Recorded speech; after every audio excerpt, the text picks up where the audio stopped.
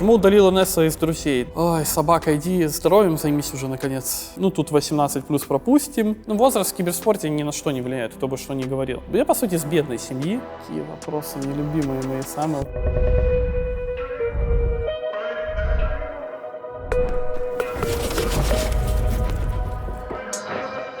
Добро пожаловать в Kappa Virtual Hub. Пространство, где ваши возможности не имеют границ.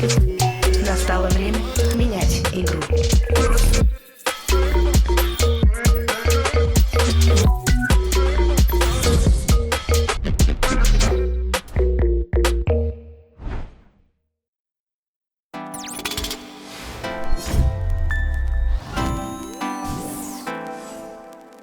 Всем привет, я Артем ФНГ, и сейчас я буду отвечать на 50 вопросов обо всем, наверное, я, честно говоря, сам не знаю. Твой первый в жизни никнейм? У меня такой же был никнейм, было разве что со скобочками, может, что-то поприкольнее, но в целом, мне кажется, именно вот прям на постоянке ФНГ я всегда использовал. Ну, может, в кейсе там были какие-то другие. По-моему, жулик я любил вот с этими скобочками писать, типа, что, ну, я был мелкий, и все меня читером называли. Во что играешь, кроме доты? Сейчас, наверное, играю только в WoW, кроме доты. Поигрываю еще и игры там по типу House of Tournament, Vampire Survivals, ну так, просто выбиваю ачивки и забиваю на игру. Думал перейти в LoL? Нет, вообще никогда. Дота, ну, я с доты начал и с доты закончу, как говорится. А вы напряглись в целом в комьюнити, когда вышел LoL и начал выходить на такой уровень уже киберспортивный, серьезный, что как бы он заместит? Не, мне кажется, если мне память не изменяет, вообще до Лола, по-моему, вышел Хон или чутка позже вышел Хон, и как раз-таки, если уже говорить, то большинство дотеров перетекли именно в эту игру. А в LoL, ну, честно говоря, я не помню, чтобы много дотеров в LoL именно по что играть. Какая у тебя самая любимая прическа? Да у меня нет любимых причесок, я, ну, как это, живу удовольствием. Какие вырастут, такие есть. История с длинными волосами первыми началась с того, что родители отправляли меня, ну, в моем родном городе, в Малорите, стричься. И, получается, я уходил в здание, где находилась эта парикмахерская, а на втором этаже был компьютерный клуб. И получалось, что я приходил, была вот эта очередь, и я боялся спросить, кто последний. Я сидел часа два, вычислял, кто последний, но количество людей постоянно увеличилось, и я просто шел в компьютерный клуб по итогу проигрывать деньги. И только уже если я с братом шел, только тогда стригся, но брат уже, как говорится, там своей жизнью жил. За сколько бы постригся на лысо? Ну, за полляма, наверное. Пусть полляма будет. Кто из игроков, с которыми ты играл, оказал на тебя самое большое влияние? Ну, наверное, все ребята в Virtus.pro и с Альянсов, в Гамбитах. Ну, по сути, все команды, в которых я какого-никакого успеха достигал, они там больше всего людей оказывали на меня, ну, различного рода влияния. И, ну да, это ВП, это Гамбит, это Альянс, я бы назвал так. Вот ты попадаешь в хорошую команду, достигаешь с ней успехов, что ты из этого выносишь? Как человек, как игрок? Ну, если говорить уже там прям как директно про Virtus.pro, например, то, ну, просто Серега, Год, Саня, Фобос, Лил или Дан, они все видели доту по-своему, все были хорошими игроками. И нужно было, уметь балансировать между этим всем, и, нужно было не просто как бы верить и слушать то, что ребята говорят, но и самому уже разобраться в том, в чем они тоже хороши. И то же самое можно сказать про Гамбит и про Альянс, но в Альянсах просто еще, я же не капитаном был впервые за долгую свою карьеру. И, ну, естественно, это тоже был такой своего рода очень интересный опыт. Наблюдать со стороны за другим капитаном и самому быть таким более вспомогательным капитаном. Какую суперспособность ты бы выбрал? Точно телепорт. Мне кажется, все кроме телепорта бесполезная трата суперспособности. Не было флешбеков мы с Сережей решили после того, как Г стал тренером ВП. Нет, вообще не было. Да, уже, мне кажется, мы давно как это прошутились про эту всю ситуацию. И да, в свое время это вышел хороший своеобразный мем, который долго меня преследовал. Сейчас же, ну, естественно, ты на это все как с улыбкой смотришь, но, опять же, ситуации разные. Если мы там, вот там, в какой-то момент будет решафл ВП, и ВП специально сделает анонс, что остался только я и Год, вот это уже тогда будет прям хорошенько так, можно посмеяться с этого будет. Какую последнюю книгу я прочитал? Мне кажется, я прочитал за всю жизнь одну книгу. И она, в принципе, всегда одной и будет, наверное. Это «Дикая охота короля Стаха». Ну, или «Дикое полевание короля Стаха», я на белорусском я читал. А так, ну, я больше любитель статей почитать. Если говорить про последние, читал почему-то, по-моему, перед сном как раз мне захотелось почитать про Большой адронный коллайдер и как там все работает, эти всякие бозоны Хиггса, частицы. Ничего не понимаешь, но читать весело, и как-то мозг так и загружается, и расслабляется, и ты засыпаешь. Напоминаем про фрибет до 10 тысяч рублей от наших друзей из Винлайн. Заходи по ссылке в первом комментарии и забирай свой фрибет до 10 тысяч рублей. Узнай, какой выпадет тебе. Никаких доп. Условий. Зарегался, получил фрибет, получил свой выигрыш. Какой момент в киберспортивной истории без твоего участия самый запоминающийся? Не, ну, наверное, для меня лично, когда ОГ выиграли 2 мажора, это точно... Ой, мажора, 2 инта именно. Это точно было что-то, что такое... Блин, кто-то это сделал, но не я. И, наверное, еще... Ну, вот когда в КСе, ну, по-моему, когда там Астралис Эра было 15-16 год, и вот я помню, что все говорили про этих датчан, которые вот так хорошо играют, и, ну, я начал посматривать КС.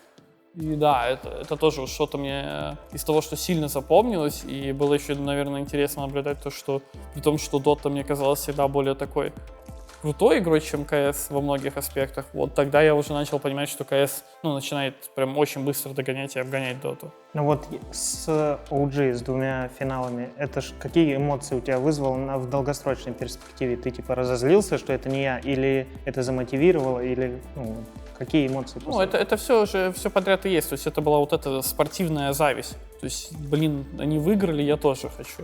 Не было такого, да они не заслужили, там должен быть я. Нет, потому что я прекрасно как раз-таки себе отдаю отчет, что недостаточно хорош был тогда, чтобы выигрывать эти турниры. Они были действительно очень хороши, плюс 2 турнира подряд, и вот эта история с решафлом ОГ-ЕГЭ древняя уже на сегодняшний год. Тоже все, ну, как это подогревало интерес ко всему, что происходит. Ну, мотивация, честно, она... Так знаешь, вот эта разовая мотивация, типа ты проснулся, сегодня я займусь спортом, 1 день занимаешься, и эта мотивация уходит, потому что, ну, в целом-то ничего не поменялось от того, что они выиграли. Хотел ли я выиграть больше, да, но именно кардинально какое-то мое видение на игру и то, что я хочу в ней делать, вообще ничего не поменялось. Я просто понимал, ну, нужно работать. Всегда нужно работать, ничего не поменяется, кто бы не выигрывал эти турниры. За всю карьеру от кого прилетал самый неожиданный респект? Я бы сказал, это, наверное, не то, чтобы прям респект прилетал, но было приятно узнавать, что некоторые люди, которые для тебя там до еще каких-то моих успехов были звездами, они просто о тебе знают как киберспортсмене из Беларуси. То есть, ну, просто приятно было. Очень короткое время ты играл на тройке. Почему ушел с этой позиции? По факту на тройке у меня никаких результатов не было, выдающейся игры не было, Тима руинило, короче, и так далее. Но по факту, по-моему, после какого-то турнира, если мне память не изменяет, это был то ли эпицентр, то ли до эпицентра, команда уже сказала: все, мы наиграли с тобой на тройке, иди-ка по саппорте. И, по-моему, Йоко тогда на 3 сел, если мне память не изменяет. Да, Лоха сел на 1, Йоко на 3, я на 4 и Саня Нуфир на 5, да. Почему ушел, если говорить, ну, знаете, там, может, были какие-то варианты, да... Ну, я на самом деле всегда вот люблю, когда команда как-то направляет все твои вариации развития или мышления. И, ну, если команда уже говорит, что, как говорится, сложно с тобой на тройке играть, то, ну, это не значит, что ты там ужасен или плох. Просто многие обстоятельства всегда, ну, и не всегда, а очень часто выше нас. И лучше, как говорится, сделать то, что лучше банально будет в данный момент, может, на короткой дистанции.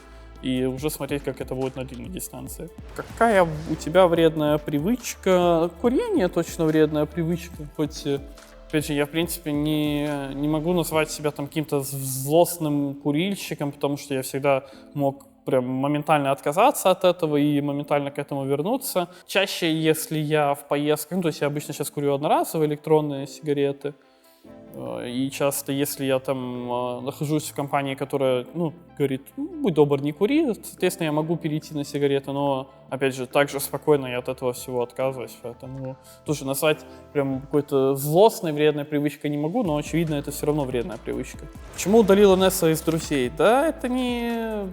Не NES я удалил, у меня есть шиза такая древняя, когда хочется что-нибудь изменить в своей жизни, и я вырываю свою злость на друзьях, причем это раньше у меня во всех соцсетях было, там, удалить всех и так далее, ну, это просто какая-то такая шиза моя, ничего ты с этим не сделаешь. Как ты сделал предложение жене? Да никак, сказал, жениться будешь? Говорит, да. Ну и все, и в тот же день, ну или там не в тот же, она начала на понт меня брать, типа, чё, когда? Я говорю, да хоть час. Ну, давай хоть час. Но мы с телефона посмотрели, неудобно было. И уже, по-моему, с компа мы сделали. Вроде даже, когда она на буткемп приезжала, в тот же день мы это сделали. Сколько еще, по-твоему, Dota проживет в плане киберспорта? Да, блин, любая игра, на самом деле, в киберспорте, она как где-то уже и полумертвая, так и имеет очень много вариаций развития. Все же напрямую зависит от разработчика и возможных вариантов монетизации, потому что при том, что киберспорт уже, ну сколько существует, уже на самом деле лет 15-20 минимум. В пике, наверное, он там находился лет 5 назад, я бы сказал, ну именно если говорить о доте. Но в целом-то основная проблема киберспорта — это, ну, монетизация, потому что спорт обычно это тоже большой-большой бизнес. И не сказать, что в большом спорте это так или иначе прибыльное дело, потому что мы тоже слышим там вот эти миллионные зарплаты футболистам, еще кому-то.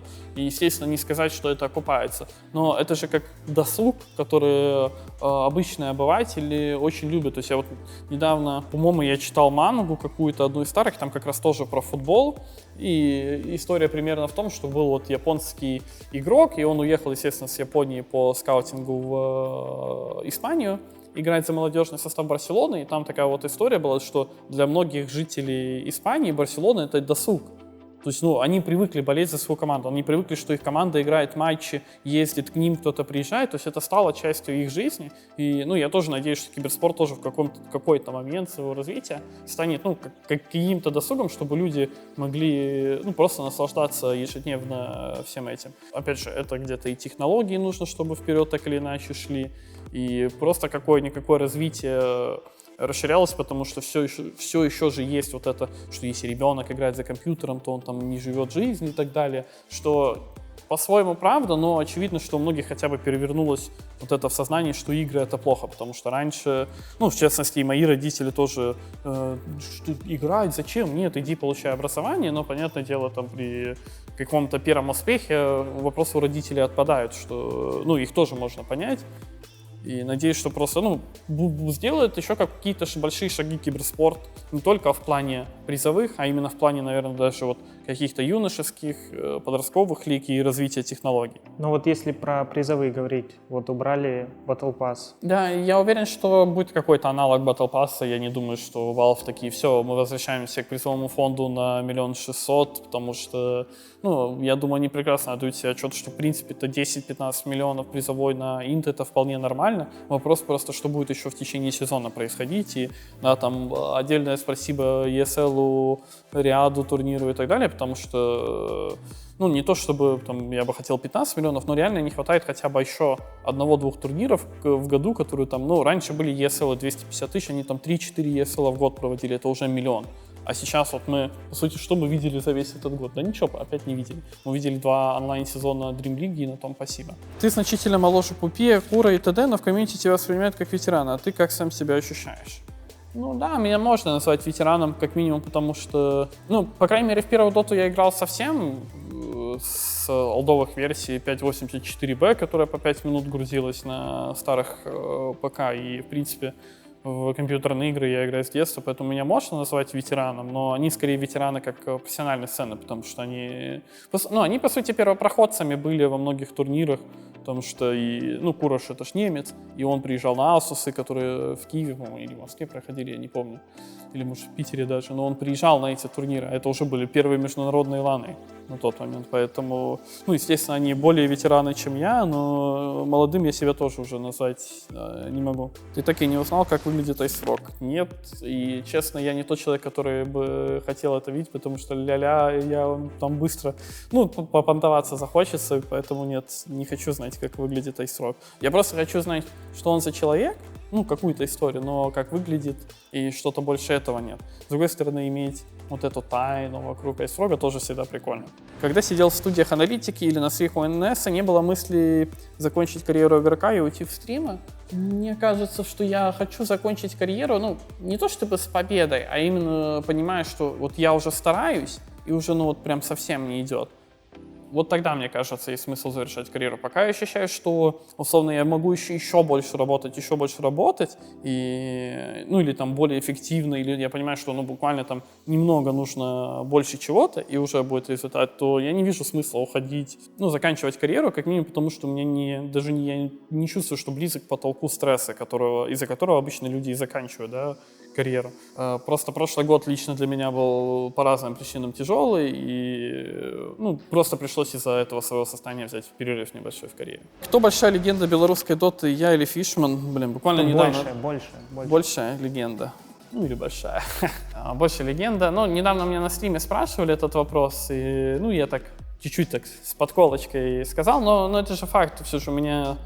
Вот я проверял, по-моему, почти 800 тысяч призовых за карьеру, Фишмана 150. Но Фишмана люблю, и опять же, когда он прошел на инт, я очень был рад, чтобы как минимум просто еще один человек тоже выиграл каких-то денег и, ну, жил свою жизнь достойно. Для меня это очень важно, вот это ощущение, как, знаешь, счастья других людей. Над чем последний раз плакал? Над смертью отца плакал.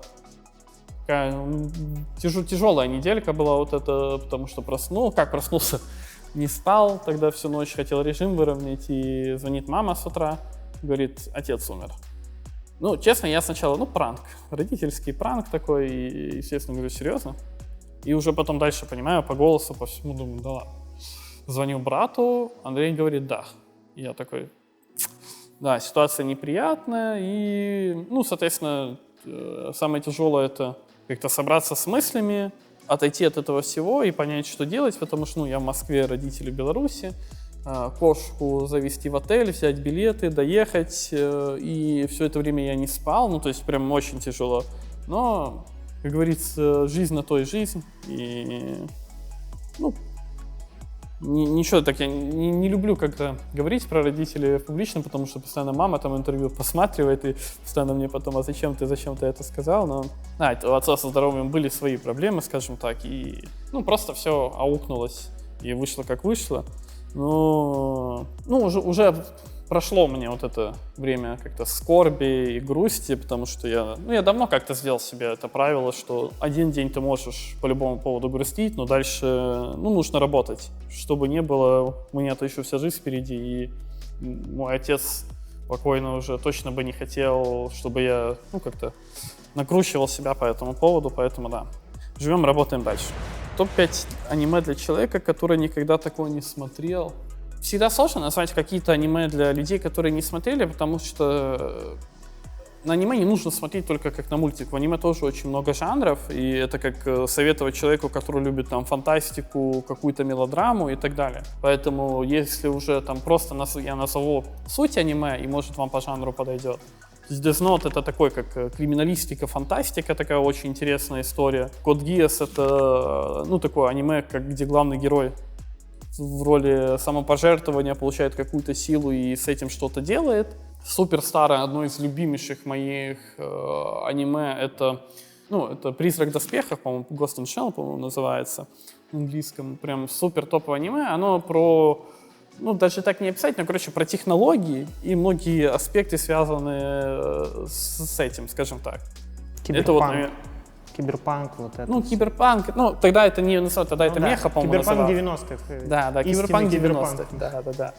И, наверное, можно посоветовать Евангелион, тоже из этой же тематики, но нужно понимать, что все, что я назвал, для меня это, например, классика, и там очень старая рисовка, и, соответственно, многим это может не зайти. То есть более новые, крутые аниме, но тот же Demon Slayer, это, в моем понимании, супер крутая анимеха. Понятное дело, она не всем зайдет, потому что, такая весьма мультяшная, с тоже какими-то суперсилами, но с точки зрения как знакомства с жанром и понимания аниме, это, весьма тоже крутое аниме. И, опять же, всегда хочется сказать САО, потому что, Sword Art Online, Мастера Меча Онлайн, потому что, во-первых, просто сама по себе идея крутая и очень геймеры любят геймерские анимешки, поэтому ее тоже порекомендую. Придумал ли в доте что-нибудь гениальное билда Джекалокоптера? Да, на самом деле, все гениальное просто. И много чего даже в нынешней доте происходит гениального, но просто ты все меньше и меньше этому удивляешься. Это раньше мы на многие вещи смотрели. Вот для меня было открытие, когда вот я тоже сидел в компьютерном клубе, что можно нажимать заклинания на фарм крипов. У нас был парень такой, не помню, как его зовут, но он играл на снайпера только. И если вот он брал снайпера, никто не хотел против него играть, а вся фишка была в том, что он ультом добивал рейндж крипов. То есть, все же били крипов автоатакой, как герой добил, так и добил. А он добивал одного крипа больше ультом. Это все, это меняло полностью суть игры. И когда я это тоже осознал, прям изменилось немножко ощущение игры у меня. Насколько на игру Альянс влияло присутствие ППД в лобби? Справедливо забанили такую опцию для тренеров. Насколько влияло? Да, я уже тоже много как-то раз продумал эту всю ситуацию для себя, влияло, не влияло, но факт остается фактом, что первый сезон, который мы играли без ППД, мы заняли топ-2, 5-2 счет, по-моему, был у нас. С ним мы, по-моему, 6-1, топ-1 заняли. И он подключился, по-моему, с 3-й или 4-й игры, когда мы уже выиграли сильных оппонентов до него. То есть вот я точно помню момент, когда он очень сильно помог в игре с секретами. Мы очень сильно проиграли старт, и он просто дал команду, парни, расплитайтесь по карте, вы все равно можете выиграть на их ошибки. И мы реально откомбэчили эту игру, просто потому что enemy ошибся. И, естественно, такое присутствие шестого игрока в лобби, оно очень-очень сильно влияет, при том, что он не сфокусирован на мелочах, механических каких-то вещах, он может как раз-таки более глобально отслеживать и игру, и, поначалу это вообще был мем, потому что, честно, первые вариации были с тем, что даже в лобби сидит. А когда тренер сидит в лобби, он еще и кликать на героев может. То есть он может все варды проверить и так далее. То есть это вообще абсурдно выглядело.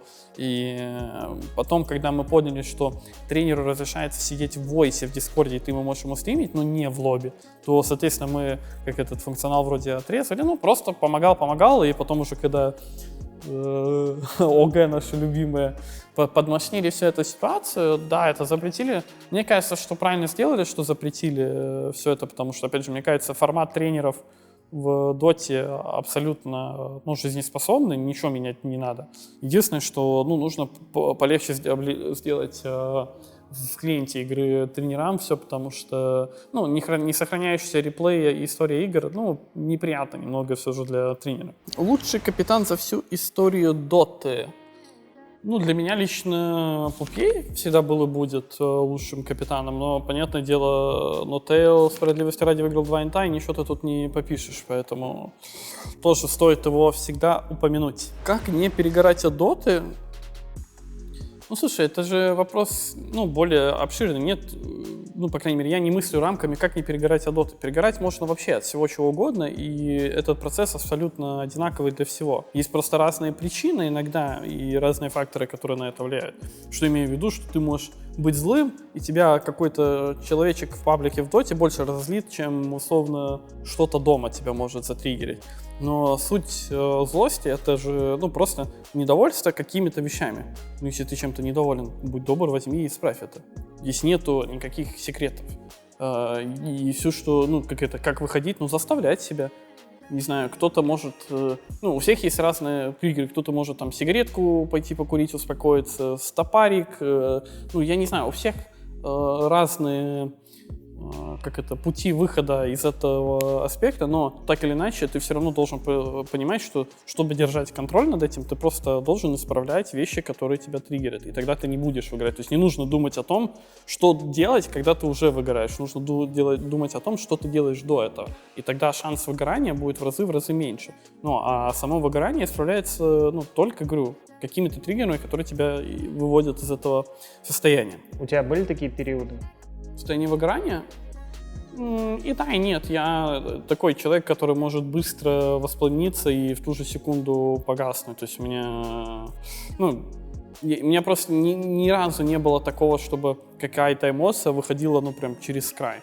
Но, наверное, если как-то так подвести к этому, я не люблю проигрывать игры. То есть у меня вот это состояние, из которого точнее, состояние, в котором нахожусь после проигранных игр, оно заканчивается только когда я полностью разбираю все игры. Вот это, то есть мне надо сначала успокоиться, чтобы не на эмоциях это делать. Потом, ну, у меня остается злоба, которую надо это выместить на знания. И, соответственно, я сижу, все эти моменты пытаюсь разобрать и, ну, какой-то шаг вперед просто сделать даже после проигранной игры. Лучший аспект жизни киберспортсмена? Ну, наверное, я не могу быть на 100% справедлив, потому что я не знаю, аспект ли это жизни киберспортсмена, но для меня была всегда большая гордость то, что я как сам выбираю путь, режим питания, ну вот вообще всего этого, то есть я чувствую, как только я это контролирую. Понятное дело, есть определенные рамки, в которые ты входишь, типа, ну, нужно высыпаться, кушать правильно и так далее, но в целом я всегда обожал жизнь киберспортсмена или просто даже игры, то, что ты можешь 16 часов сидеть играть, и, ну, конечно, тебе будет плохо рано или поздно, но удовольствие от этого прям всегда почему-то очень большое, ну, лично у меня было. Какую самую большую покупку сделал с призовых? Да компьютер, по-моему. Наверное, компьютер самая дорогая покупка моя. Я никогда не любил, ну, вот эти прям какие-то предметы роскоши или так далее. Я такой человек, который любит, ну, что надо, то купил, но при этом всем я барахольщик. То есть я могу купить вещи, раз ей попользоваться, и потом она будет год лежать. В этом плане есть какая-то у меня проблемка. А где тогда эти 800 тысяч призовых?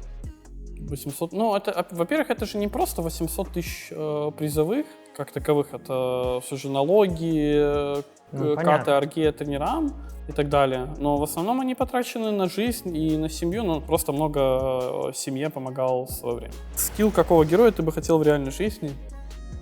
Наверное, реинкарнацию в ВК, потому что, ну, все мы допустим ошибку, и хочется, как говорится, иметь второй шанс. Назови 3 вещи, которые берешь с собой в любую поездку. Телефон, больше, ну, карты, естественно, тоже смотрю. И паспорт. Ну, паспорт это уже так, как уехать без паспорта. Ну, наверное, телефон самая такая, ну, без телефона никуда бы не поехал. Какая у тебя мечта, не касающаяся киберспорта? Да таких, знаешь, микроцелей и... Не микроцель, вот какая-то глобальная цель. Глобально, да, хочется просто свой дом, семью и вот это, знаешь, обычную простую жизнь, потому что, ну, понятное дело, что многие, как это, и дети мечтают и в большой спорт, и в большой киберспорт попасть, но когда ты в нем долго находишься, ты, наоборот, уже мечтаешь о том, как по-своему с него выйти, но, ну, выйти достойно, не просто, типа, все, я пошел. Выйти достойно с него, потому что, ну, это действительно спорт и соревнования с другими людьми, ну, заняло очень большую часть по времени моей жизни, и не говоря о том, что я, в принципе, и детство-то такое провел весьма необычное, когда там все ездят куда-то на отдыхе, гуляют летом, а Артем сидит за компом дома и кайфует больше, такое чувство, чем остальные. И, естественно, многие вот эти жизненные аспекты прошли мимо меня, и поэтому, ну, какая-то у меня цель есть такого рода, да, чтобы все равно получить свою долю, чего назвать это, свою долю, ну, пусть будет свою долю счастья, именно такого жизненного, да. ВП при ФНГ на тренере или ВП при ФНГ на капитане? Блин, ну это разные составы, все же, когда я был тренером, ну, там были прям такие звезды СНГ, сцены нынешние. Сейчас-то у нас такой молодой весьма, ну, я имею в виду омоложенный состав в плане коров. Ну, я надеюсь, что ФНГ при капитане. Надеюсь, не будет там... ну, кстати, у нас же сегодня заанонсили, точнее, вчера, что не будет лосченца, то есть один слот. Ну, вот, по сути, то же самое. Та же ситуация, как и в прошлый раз почти. Лучшее и худшее интервью, которое ты давал? Худшие, ну, наверное, худшие первые мои интервью на английском, потому что тогда совсем у меня туговато было с словами-паразитами, произношением, и, в принципе, то, как я говорил на английском, сейчас попроще, естественно, стало со временем, но, да, то было точно худшее, а лучшее. Но мне лично, например, понравилось, у меня были 2 долгих интервью, ой, забыл, как парня этого звали, с Машей Марпл мне понравилось интервью тоже. Ну, мне, наверное, оно больше всего понравилось, потому что мне моя мама потом звонила и про него постоянно спрашивала про каждый вопрос. Да немало таких, ну, много хороших интервью было, на самом деле, в моей карьере. Опиши свой идеальный день.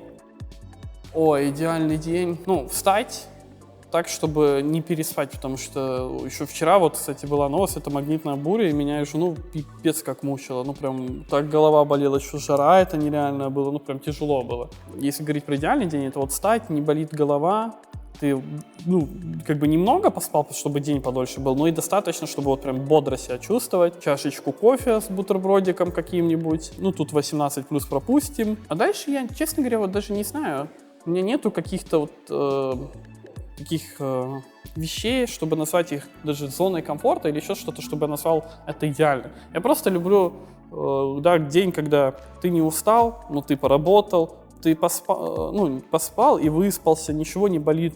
Ты ешь, но не переедаешь, но хотя иногда я люблю и переесть, и при этом всем ты делаешь что-то, ну, чтобы дать какую-то мозгу разрядку. Вот мы, например, сейчас смотрим сериал «Тени кости». Блин, вообще супер топовый сериал. Соответственно, под него там взять мяско приготовить тоже. Ну, вот такой какой-то, мне кажется, идеальный день, чтобы, ну, просто хорошо проведенный день без негатива, с хорошим, ну, при этом не переизбытком позитива, потому что переизбыток позитива на следующий день влияет. Ну, вот как-то так, мне кажется. Самый полезный совет, который ты можешь дать начинающему киберспортсмену. От меня совет, ребят, не забивайте на здоровье, потому что, ну, даже не то, чтобы на здоровье, не забивайте на такие вещи, как, ну, ваш организм, ваше тело, потому что это тоже очень важный ресурс, ну, на который я лично забил, и некоторые аспекты мне аукаются, и, поверьте мне, многим киберспортсменам тоже аукается.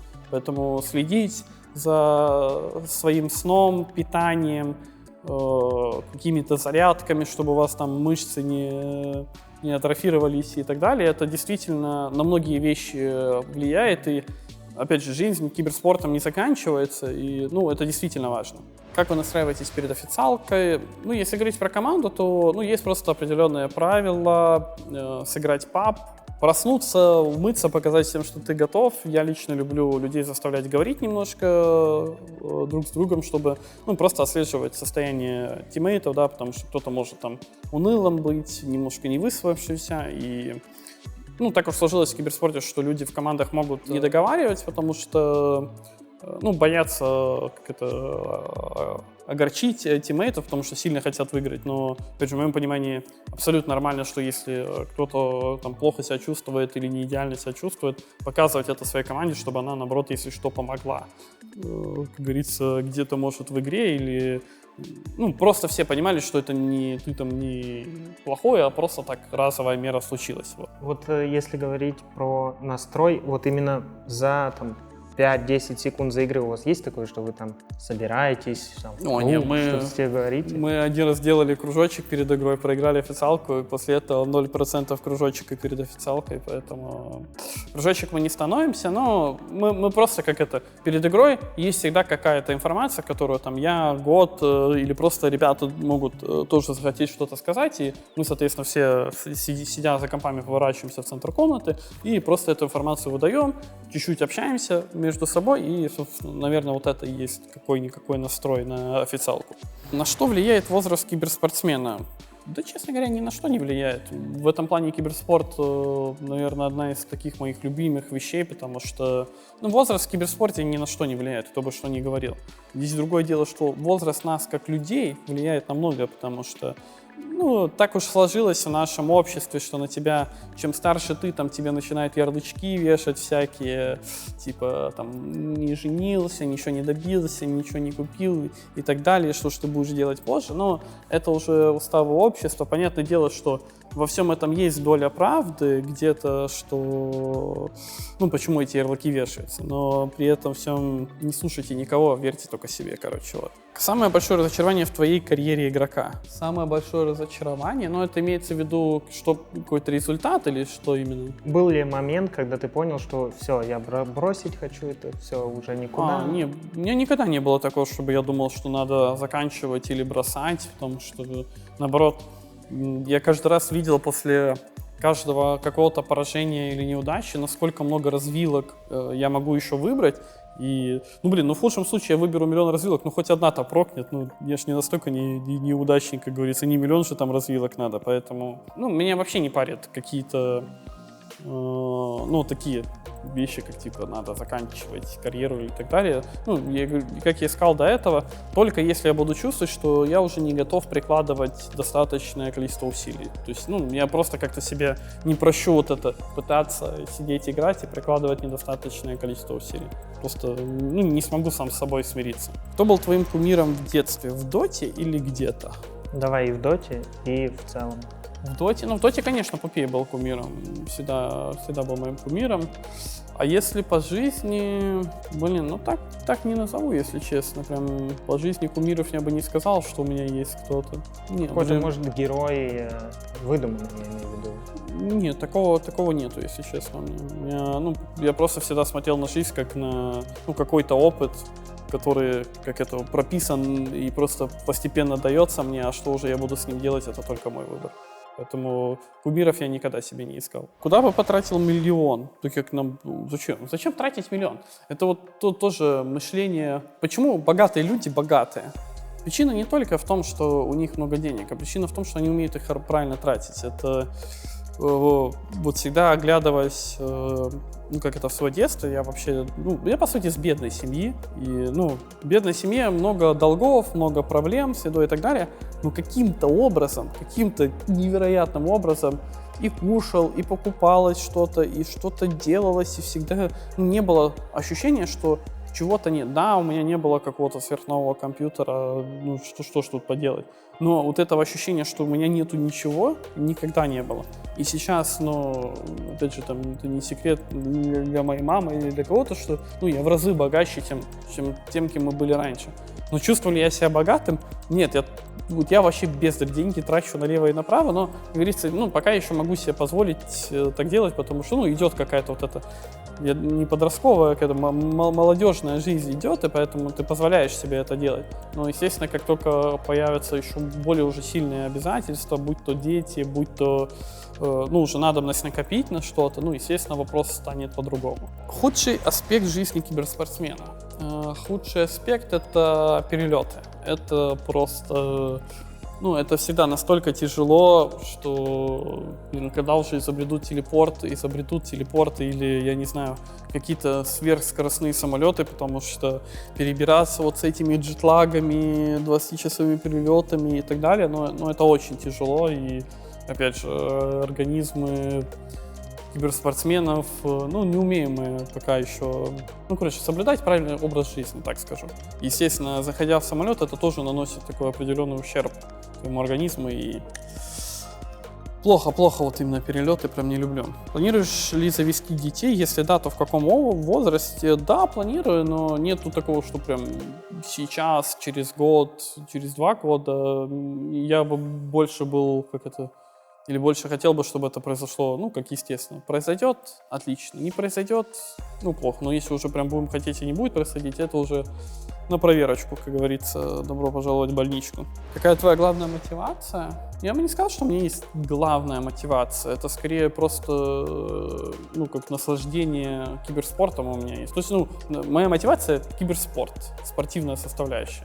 И мне нравится играть против других людей, мне нравится, что люди соревнуются, и как это все, ну, как-то выстроилось, создалось в киберспорте, что, ну, я просто получаю с этого наслаждение, я хочу наслаждаться этим еще очень долго, это и есть, по сути, моя главная мотивация.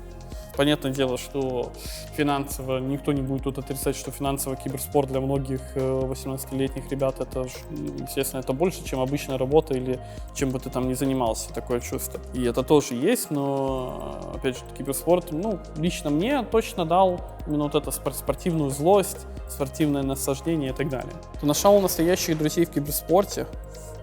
Настоящих? Ну, можно сказать, что да, можно сказать, что нет. Я просто такой человек, ну, тяжелый в этом плане. У меня, в принципе-то, друзей, если есть, то буквально по пару штук, но тоже тут же скорее я плохой друг, потому что там про смерть отца, ну, по сути, только моя жена знала, и никто про это не знал. То есть, ну, люди знали, что я в Беларусь зачем-то поехал, но никто не знал, почему. И многие вот такие какие-то жизненные изменения, переживания, ну, я не люблю делиться это вот прям так. Я люблю уже как я прошел через это, и я как историю это преподаю. Есть люди, которые, ну, видят дружбу, как что мы должны это вместе проходить, мы же друзья, но Опять же, я такой человек, наверное, поэтому у меня вот прям тоже боюсь ли многих людей называть друзьями, потому что для них это так, а для меня это немножко по-другому. Кто из про-игроков совершенно разный в онлайне и в реале? Честно, мне кажется, почти все про-игроки абсолютно в онлайне и реале разные. Возможно, это еще связано с то, как мы друг к другу относимся, поэтому такое ощущение, потому что, не знаю, ну вот Ярик НС, например, в моем понимании и в реале, и в онлайне для многих он одинаковый, но для меня он немного разный человек, то, как он себя ведет. Дред тоже разный.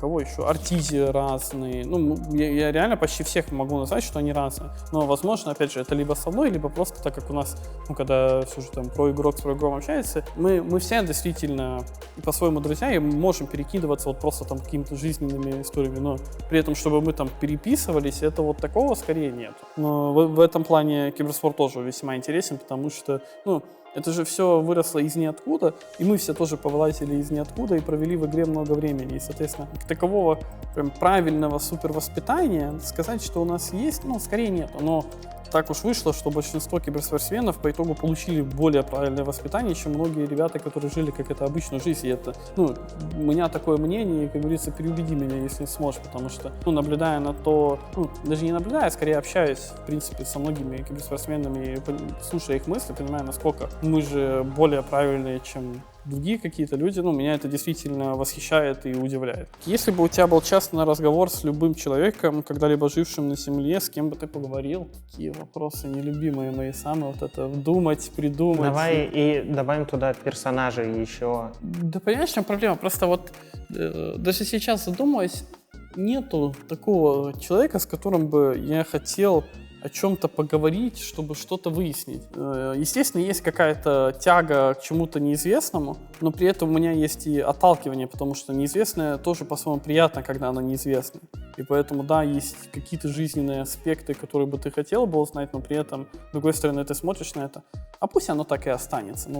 Лучше для тебя где-то по интуитивно или по каким-то другим причинам тебе кажется, что так будет лучше, поэтому я бы скорее, наоборот, не хотел бы встречаться с кем-то, чтобы там что-то выяснять. Пусть все останется как есть. Как справляешься с поражениями и празднуешь после победы? С поражениями я говорил уже, да, то, что такой тельточек эмоциональный проходит, и потом я начинаю реплей смотреть, чтобы уже вот эту злость сбросить с себя как-то и найти ответы на вопросы, которые имеются. А победы, честно говоря, я победы почти никогда не праздную, потому что, в моем понимании, победа — это уже там победа на интернешнле, вот это я уже смогу назвать победой. А победа в одном матче — это победа в одном матче. Да, приятно, да, ты там чутка радуешься и так далее, но ты прекрасно себе отдаешь отчет, что еще впереди 1000 матчей, и победа в этом матче, естественно, может повлиять на многие матчи в будущем, но лучше думать уже сразу о будущих матчах, понимаешь, что, есть победа, есть. Какое наследие ты бы хотел оставить в киберспорте? Наследие? Я бы не хотел никакого наследия, если честно. Просто не для моего характера и личности. Я не любитель наследия, наоборот, хочу, чтобы меня все забыли, и я жил себе спокойно. Не хочу никакого наследия оставлять. Если бы доту не придумали, чем бы ты занимался? Если бы доту не придумал, или айтишником, или учителем бы стал. У меня к этому ближе как-то из склад ума и душа всегда лежала. Тебе сейчас это помогает там в общении вот с молодыми? Это тоже, по сути, как такое учительство-наставничество? Может и да, может и нет. Это же, знаешь, наше же общение, это тоже то, как мы общаемся, это есть проекция, то, как общались с нами с детства. Потому что, конечно, у людей характер разный, но, по крайней мере, про себя так могу сказать. Вот то, как со мной общались старшие, так я, как старший, начал общаться с младшими. Вот абсолютно, я даже помню людей, которые вот так вот со мной, еще когда я в компьютерном клубе был, потом уже, когда я больше подростком был, как люди со мной общались, и когда уже 18 лет там в ПР пришел, как со мной владелец ПРов общался. То есть я, все это как оставило на мне такой отпечаток хороший. Дай 3 совета себе 5 лет назад. Ой, собака, иди здоровьем займись уже, наконец. Потому что вот это вот спасибо, через 5 лет я тебе говорю. А так, честно, вот у меня нету каких-то сверхсоветов, кроме то, что я, подзабил сильно на здоровье. И мне кажется, я уже не впервые говорю это в интервью, что, уже пора, и все, я вот так вот откладываю до уже какой-то критической точки. А так, нет, я абсолютно, доволен то, как я жил. Да, были неправильные решения, но без этих неправильных решений не будет правильных в будущем. Поэтому каких-то вот этих советов. Вот со здоровьем, да. Да, вот такие вот, собственно, ответы у меня получились. Спасибо всем, кто дослушал. Сори, если душню, но так я мыслю, так я живу. Пишите, кстати, в комментариях, может, еще какие-то вопросы хотите узнать. Обязательно как-то, я думаю, вот человек сидит за камерой, кивает, мне как-то передаст. Он мне обязательно, он любитель мне снимать, задавать вопросы и так далее. Да, и подписывайтесь на канал обязательно. Я вижу все. Давай ты не пропускай новые видео и подписывайся на канал.